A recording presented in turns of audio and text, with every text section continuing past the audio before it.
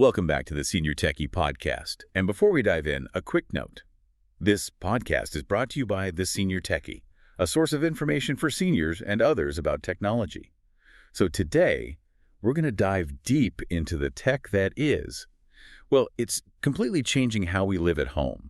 We're moving past the old dumb devices. Right. The dial thermostat, the coffee maker you have to physically push a button on every single morning. Right, the old way of doing things. We are stepping into the connected home.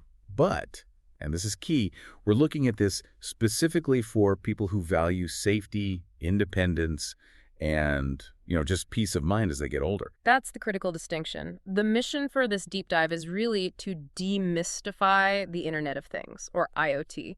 Right. We want to strip away all the jargon and focus entirely on the practical benefit. For older adults, right? Exactly. For older adults who want to stay independent at home using some of the real-life examples you found. I think for a lot of people, when they hear Internet, they still picture a computer. I remember the big beige box on the desk, and every appliance in your house, your lights, your washer, they were all just totally isolated. Little islands. Yeah. But now it's all connected. Okay, let's unpack this.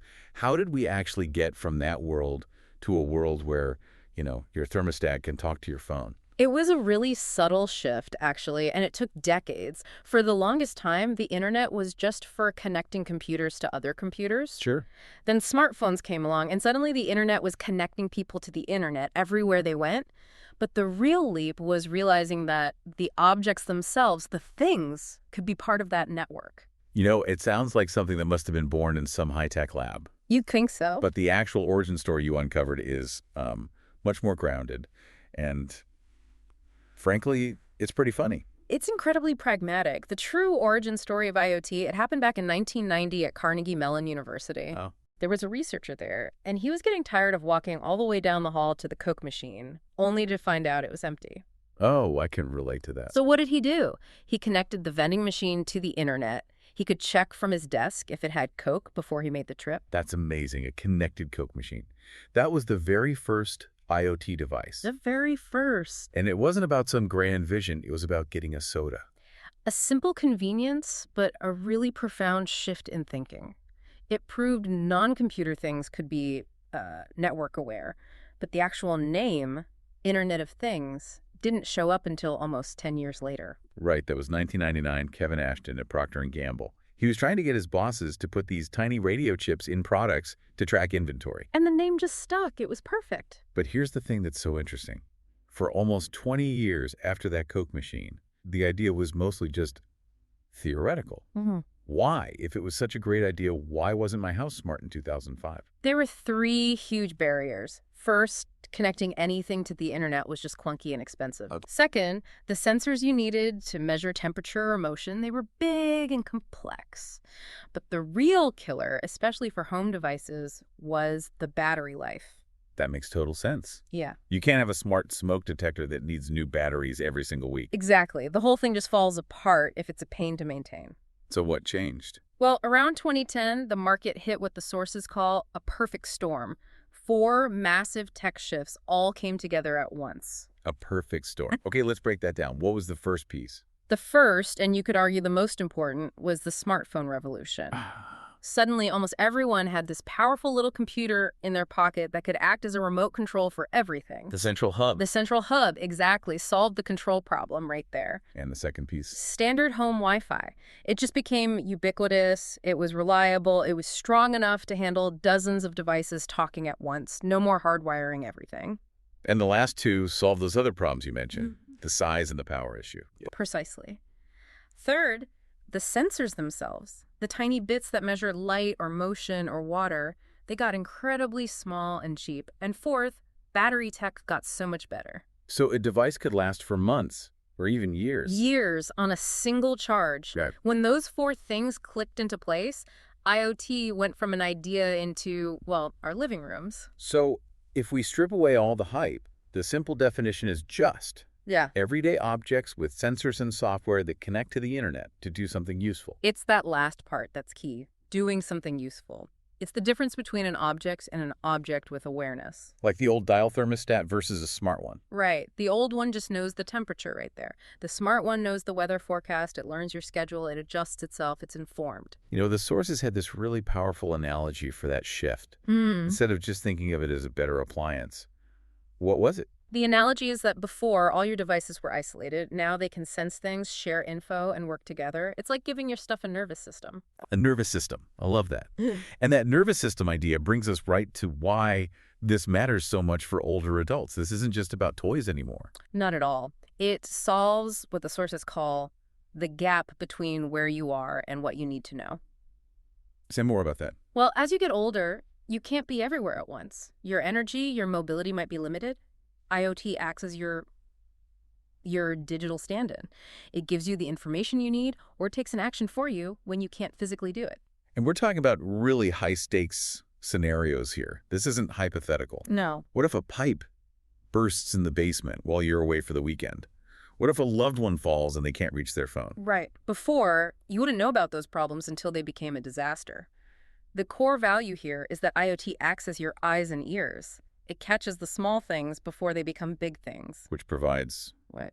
peace of mind. A huge amount of control, and it just dramatically cuts down on that constant low-level anxiety. And I think a big hurdle for our audience is the idea that this is all super complicated to set up. And it used to be. But the sources were really clear on this. The complexity has been engineered out. So what do you actually need? It's simple. Most devices just need 3 things. 1, an internet connection, which is just your home Wi-Fi. 2, power either a battery or a plug. And 3, an app on your smartphone. And that's it. That's it. The reassurance is, look, if you can use a smartphone, you can use these devices. The learning curve is almost flat now. So let's move from the abstract to the real world. Yeah. You found some great case studies of people who aren't, tech enthusiasts. Right. These are just regular people solving specific problems. Let's start with Margaret. She's 73, lives alone in Phoenix. Her story is a perfect example of proactive health monitoring. Margaret wore a smartwatch that monitored her heart rate. And the beauty of these things is they are always watching, even when you're not paying attention. So what happened? Last March, the watch detected a persistent, irregular heartbeat. It triggered an alert that went not just to her, but also to her daughter. So it networked the family? Instantly. And that alert got her daughter to take her to the hospital where they confirmed she was having a minor cardiac event. The fact that the watch caught it early was absolutely critical. Wow. That's not a gadget. That's an early warning system. It's a quiet, always-on safety net. Then there's Tom.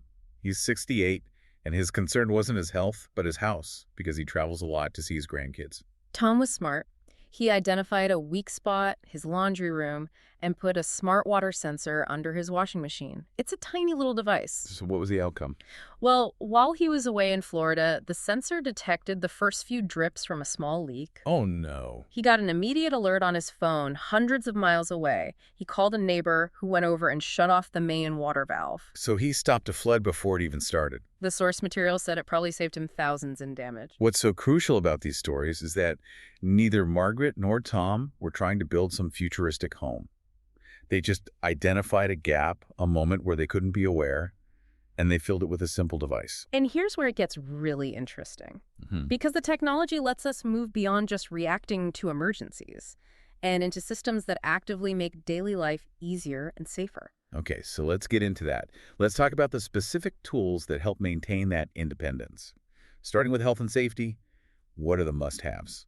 Well, you want to look at things that provide redundancy. So, fall detection systems, some you wear, some are just passive in the room, that alert contacts instantly. Right. Medication reminders that use lights and sounds, and smart doorbells with video.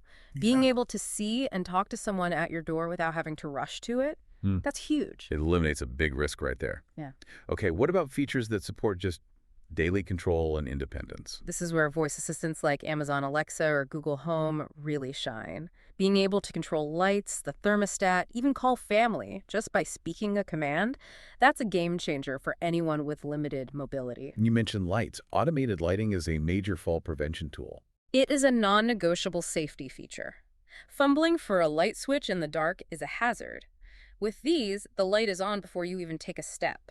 What about smart locks? I feel like people are still a little wary of those. But they're incredible for managing access. You can grant temporary access to a home health aide or a repair person, or in an emergency, give first responders a code instead of them having to break down a door. That's a huge factor for independence, being able to control who comes and goes. And finally, those simple appliance monitors, the ones that can tell you if a stove has been left on too long.